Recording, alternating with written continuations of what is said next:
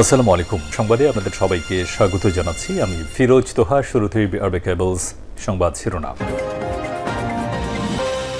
বাংলাদেশের সর্বশেষ গুরুত্বপূর্ণ আপডেট সংবাদে আপনাকে স্বাগত। শুরুতেই সংবাদ শিরোনাম, এরপর বিস্তারিত। শুরুতেই জানিয়ে দিব, নতুন দলের দায়িত্ব নেয়ার সম্ভাবনা আছে নাহিদ ইসলাম। নতুন দলের দায়িত্ব নেয়ার সম্ভাবনা আছে এই সপ্তাহের শেষে চূড়ান্ত সিদ্ধান্ত জানানো হবে বলে জানিয়েছেন অন্তর্বর্তী সরকারের তথ্য ও সম্প্রচার উপদেষ্টা নাহিদ ইসলাম। এরপর জানিয়ে দিব, জুলাই আগস্ট আন্দোলনের ডকুমেন্টারি ইন্ডিয়ান মিডিয়ার জন্য চপেটাঘাত শফিকুল আলম। প্রধান উপদেষ্টার প্রেস সচিব শফিকুল আলম বলেন, ইন্ডিয়ার বিভিন্ন মিডিয়াগুলো মিথ্যা তথ্য প্রচার করছে। জুলাই আগস্ট আন্দোলনের ডকুমেন্টারিগুলো ইন্ডিয়ান মিডিয়ার জন্য একটা চপেটাঘাত। এদিকে ১৫ বছরে তিস্তার ১ ফোঁটা পানি আনতে পারেনি আওয়ামী লীগ। বিএনপি মহাসচিব মির্জা ফখরুল ইসলাম আলমগীর বলেছেন, গত ১৫ বছরে তিস্তার ১ ফোঁটা পানি আনতে পারেনি আওয়ামী লীগ সরকার। এরপর জানিয়ে দিব, উত্তরায় প্রকাশ্যে দম্পতিকে কোপালো কিশোর গ্যাংয়ের সদস্যরা, গ্রেপ্তার ২। রাজধানীর উত্তরায় রিকশা থামিয়ে ২ পথচারীকে প্রকাশ্যে দা দিয়ে কুপিয়েছে কিশোর গ্যাংয়ের সদস্যরা। এদিকে নির্বাচন যত দেরি হবে ষড়যন্ত্রের ডালপালা তত বাড়বে তারেক রহমান। নির্বাচন যত বিলম্ব হবে দেশের সমস্যা তত বাড়বে বলে মন্তব্য করেছেন বিএনপির ভারপ্রাপ্ত চেয়ারম্যান তারেক রহমান। তিনি বলেন, জনগণ দেশ পরিচালনার দায়িত্ব ঠিক করবে। যতক্ষণ পর্যন্ত জনগণের প্রত্যক্ষ প্রতিনিধি দেশ পরিচালনার দায়িত্ব না পাবেন ততক্ষণ পর্যন্ত কোনোভাবেই সংস্কার পূর্ণ বাস্তবায়ন করা সম্ভব নয়। এবং সর্বশেষ জানিয়ে দিব, মহানবী সাল্লাল্লাহু আলাইহি ওয়াসাল্লামকে নিয়ে কটূক্তি, গ্রেপ্তার কবি সোহেল ২ দিনের রিমান্ডে।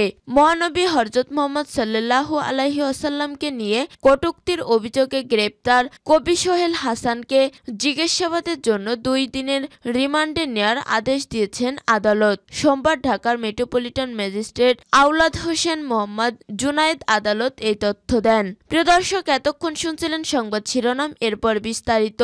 তবে তার আগে বন্ধু জানিয়ে দিন আপনি কোন স্থান থেকে আমাদের সংবাদটি দেখছেন এবং শুনছেন। জানিয়ে দিন এই সংবাদ সম্পর্কে আপনার মূল্যবান মতামত। আর বন্ধু, আপনি যদি আমাদের চ্যানেলে নতুন হয়ে থাকেন তাহলে ভিডিওটি দেখতে দেখতে চ্যানেলটি সাবস্ক্রাইব করে রাখুন, যাতে করে আমাদের পরবর্তী সংবাদগুলো সবার আগে আপনার কাছে পৌঁছে যায়। এবারে বিস্তারিত। নতুন দলের দায়িত্ব নেওয়ার সম্ভাবনা আছে নাহিদ ইসলাম। নতুন দলের দায়িত্ব নেওয়ার সম্ভাবনা আছে এ সপ্তাহের শেষে চূড়ান্ত সিদ্ধান্ত জানানো হবে বলে জানিয়েছেন অন্তর্বর্তী সরকারের তথ্য ও সম্প্রচার উপদেষ্টা নাহিদ ইসলাম। সোমবার ১৭ ফেব্রুয়ারি রাতে ওসমানী মিলনায়তনের জেলা প্রশাসক সম্মেলন শেষে তিনি এ তথ্য জানান। নাহিদ ইসলাম বলেন, রাজনৈতিক দল নিয়ে আনুষ্ঠানিক সিদ্ধান্ত জানানোর আগেই অনুমানের উপর ভিত্তি করে তথ্য ছড়ানো উচিত হচ্ছে না। তথ্য ও সম্প্রচার উপদেষ্টা জানান, ডিসি সম্মেলনে বিভিন্ন বিষয় উঠে এসেছে। এর মধ্যে একটি হলো বিভিন্ন প্রেস ক্লাবের গ্রুপিং। আমরা জানিয়েছি যে প্রেস কাউন্সিলের সঙ্গে আলোচনা করে এ বিষয়ে সিদ্ধান্ত জানানো হবে। এছাড়া বিভিন্ন সময়ে ছড়ানো গুজব নিয়েও কথা হয়েছে। জুলাই আগস্ট আন্দোলনের ডকুমেন্টারি ইন্ডিয়ান মিডিয়ার জন্য চপেটাঘাত শফিকুল আলম। প্রধান উপদেষ্টার প্রেস সচিব শফিকুল আলম বলেন, ইন্ডিয়ার বিভিন্ন মিডিয়াগুলো মিথ্যা তথ্য প্রচার করেছে। জুলাই আগস্ট আন্দোলনের ডকুমেন্টারিগুলা ইন্ডিয়ান মিডিয়ার জন্য একটা চপেটাঘাত। সোমবার ভার্চুয়াল ক্লাসরুমে কুমিল্লা বিশ্ববিদ্যালয় সাংবাদিক সমিতির ১১তম প্রতিষ্ঠা বার্ষিকী অনুষ্ঠানে তিনি এসব কথা বলেন। শফিকুল আলম বলেন, আমি মনে করি এই ডকুমেন্টারিগুলো ইন্ডিয়ান মিডিয়ার জন্য একটা চপেটাঘাত। সিকিউরিটি ও ইন্টেলিজেন্স ফোর্স দিয়ে হাসিনা সরকার আমাদের অধিকার হরণ করেছে। এই আন্দোলনে আমাদের সকলের ভূমিকা আছে। হিউম্যান রাইটসের একজন বলেছেন, ঢাকার বাইরে কিসের আন্দোলন হয়েছে, এই ডকুমেন্টারিগুলো তার প্রমাণ। কুমিল্লা বিশ্ববিদ্যালয়ের ডকুমেন্টারিগুলোতে দেখতে পাচ্ছেন প্রচুর মেয়ে আছে। আমি ইসলামিক ইউনিভার্সিটির ডকুমেন্টারিগুলোতে দেখলাম প্রচুর মেয়ে আন্দোলনে অংশগ্রহণ করেছে উল্লেখ করে তিনি বলেন, আন্দোলনের খুব বড় একটা জিনিস ছিল যে মেয়েরা সব জায়গার সামনে এগিয়ে আসছে। তারা কিন্তু বুলেটকে সামনে থেকে নিয়ে নিচ্ছে। ঢাকা ইউনিভার্সিটি, জাহাঙ্গীরনগর ইউনিভার্সিটি, সব জায়গায় তারা আন্দোলনের অগ্রভাগে ছিল। এক অভূতপূর্ব আন্দোলন। আপনারা যদি 90 দশকের আন্দোলনের দিকে তাকান, দেখবেন সেখানে মেয়েরা খুবই কম, হাতে গোনা 10 থেকে 15 কিংবা সর্বোচ্চ 100 জন। আমরা এখন অনেক চ্যালেঞ্জ মোকাবেলা করছি। অনেক মতের লোক এসে তাদের মত চাপিয়ে দিতে চাচ্ছেন, অনেক মাইনরিটি সিকিউরিটির ফিল করছেন। এই স্টোরিগুলো আসা উচিত। এদিকে যেমন আগের সরকার সকল রকমের সিকিউরিটি ও ইন্টেলিজেন্স ফোর্স কাজে লাগিয়ে আমাদের অধিকার হরণ করেছে, আবার কিছু কিছু দেশে আছে যে মেজরিটি দিয়ে মাইনরিটির অধিকার হরণের চেষ্টা করছে। এই বিষয়টা নিয়ে আমাদের লেখা উচিত। কুমিল্লা বিশ্ববিদ্যালয় সাংবাদিক সমিতির 11তম প্রতিষ্ঠাবার্ষিকী ও দায়িত্ব হস্তান্তর অনুষ্ঠানে প্রধান অতিথি হিসেবে উপস্থিত ছিলেন কুমিল্লা বিশ্ববিদ্যালয়ের উপাচার্য ও কুবিসার্স এর প্রধান উপদেষ্টা অধ্যাপক ডক্টর মোহাম্মদ হায়দার আলী। 15 বছরে তিস্তার 1 ফোঁটা পানি আনতে পারেনি আওয়ামী লীগ। বিএনপি মহাসচিব মির্জা ফখরুল ইসলাম আলমগীর বলেছেন, গত 15 বছরে তিস্তার 1 ফোঁটা পানি আনতে পারেনি আওয়ামী লীগ সরকার। শুধু তিস্তা না, যে কয়টা নদী আছে সেখান থেকেও পানি আনতে পারেনি। আমরা গত 15 বছর লড়াই করছি ফ্যাসিবাদী হাসিনার সরকারের বিরুদ্ধে। ছেলেরা লড়াই করছে ভারতে পানি দেয় না, আর আমাদের দেশের শত্রু শেখ হাসিনা দিল্লিতে রাজার হালে বসায় রাখছে। ওইখান থেকে বিভিন্ন ধরনের হুকুমদারি করছে। সোমবার দুপুরে তিস্তা পানি ন্যায্য হিস্সা আদায় ও তিস্তা মহাপরিকল্পনা বাস্তবায়নের দাবিতে লালমনিরহাটের কালীগঞ্জ ও রংপুরের গঙ্গাচড়া সড়ক সেতুর পয়েন্টে জনতার সমাবেশে এসব কথা বলেন। মির্জা ফখরুল ইসলাম আলমগীর বলেন, পানির যখন প্রয়োজন নেই, ভারত তখন পানি ছেড়ে দেয়। তখন নদীর পাড়ের মানুষের কষ্ট বেড়ে যায়, আর যখন কড়া মৌসুম তখন আর পানি দেয় না ভারত। তিস্তা পাড়ের মানুষের দুঃখ কখনো শেষ হয় না। এই সরকারকে পরিষ্কার করে বলতে চাই, অন্তর্বর্তী সরকার কথাই তো বলেন আপনারা নিরপেক্ষ, কিন্তু এই জায়গায় থাকলে চলবে না। এই জায়গায় আপনাকে মুখ খুলতে হবে, ভারতকে বলতে হবে পানি হিস্সা আমি চাই। তিনি বলেন, 1971 সালে পাকিস্তান সেনাবাহিনীর সাথে যুদ্ধ করেছিলেন। সেই যুদ্ধের মূল লক্ষ্য ছিল একটা গণতান্ত্রিক ব্যবস্থা।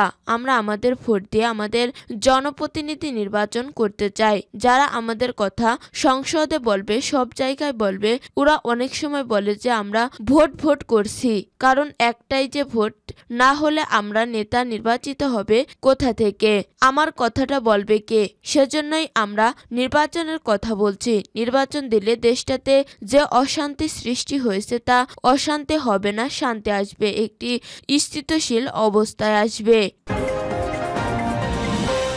উত্তরায় প্রকাশ্যে দম্পতিকে কোপালো কিশোর গ্যাংয়ের সদস্যরা, গ্রেপ্তার 2। রাজধানীর উত্তরায় রিকশা থামিয়ে 2 পথচারীকে প্রকাশ্যে দা দিয়ে কুপিয়েছে কিশোর গ্যাংয়ের সদস্যরা। সোমবার 17 ফেব্রুয়ারি রাত 8:30টার দিকে উত্তরা 7 নম্বর সেক্টরে 9 নং রোডে এই ঘটনা ঘটে। এরই মধ্যে দা দিয়ে 2 পথচারীকে প্রকাশ্যে কোপানোর ভিডিওটি সামাজিক যোগাযোগ মাধ্যমে ছড়িয়ে পড়েছে, যেখানে দেখা যায় সাদা ও জলপাই রঙের শার্ট পরিহিত 2 যুবক, 1 নারী ও 1 পুরুষ পথচারীকে দেশীয় দা দিয়ে কোপাচ্ছে। ঘটনার পরপরই দম্পতিকে কোপানো 2 জনকে আটক করেছে উত্তরা পশ্চিম থানা পুলিশ। আটক হওয়া ব্যক্তিরা হলেন মোবারক হোসেন 25 ও রবি রায় 22। কোপের শিকার ব্যক্তিরা হলেন মকবুল ও ইফতি। মকবুল জাতীয় নাগরিক কমিটির কেন্দ্রীয় সদস্য তাহসিন রিয়াদের বন্ধু ছিল বলে জানা গেছে। সম্পর্কে তারা স্বামী স্ত্রী। তাদেরকে রাজধানীর একটি বেসরকারি হাসপাতালে ভর্তি করা হয়েছে। রাতে ঘটনার বর্ণনা দিয়ে জাতীয় নাগরিক কমিটির দায়িত্বশীল সদস্য হাসান মঈন জানান, খবর পেয়ে আমরা ঘটনাস্থলে গিয়েছি। 2 জনকে আটক করা হয়েছে। এই হামলার পিছনে যারা জড়িত তাদেরকে শেকড় থেকে বের করে আনতে হবে। অন্যদিকে কিশোর গ্যাংয়ের এই গ্রুপটি টঙ্গী এলাকার বলে জানিয়েছে স্থানীয়রা। সন্ধ্যার পরপর উত্তরা ও ঢাকা ময়মনসিংহ মহাসড়কের বিভিন্ন স্পটে সংঘবদ্ধভাবে ছিনতাইয়ে জড়িত চক্রের সদস্য বলে জানা গেছে। এদিকে জনসম্মুখে দুই পথচারীকে দা দিয়ে কোপানোর ভিডিওতে দেখা যায় ক্ষিপ্ত হয়ে দুই যুবক ওই স্বামী স্ত্রী দম্পতিকে হাতে থাকা দা দিয়ে আঘাত করছে।